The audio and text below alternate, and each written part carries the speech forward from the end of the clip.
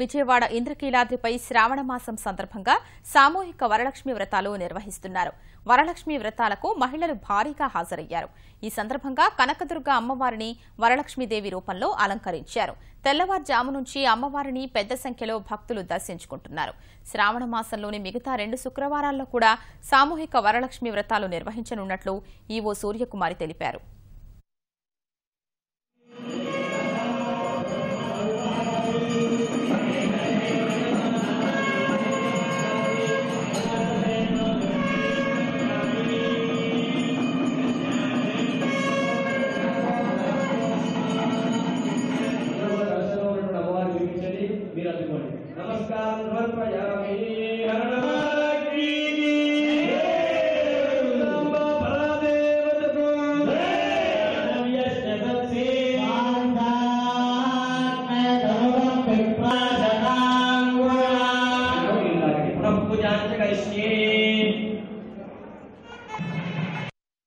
లక్ష్మి శుక్రవారం ఈరోజు చాలా ఘనంగా జరిగింది.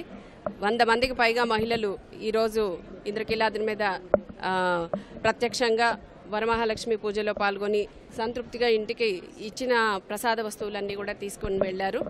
ఆల్రెడీ ఫ్రీ రిజిస్ట్రేషన్ చేసుకున్న వాళ్ళు 3 మరియు 4 వారాలు కూడా ఇక్కడ పాల్గొంటారు. టికెట్ కావాలనుకున్న వాళ్ళకి ఇంకా అవకాశం ఉంది కాబట్టి ఎవరైనా కావాల్సిన వాళ్ళు తీసుకొనగలరు.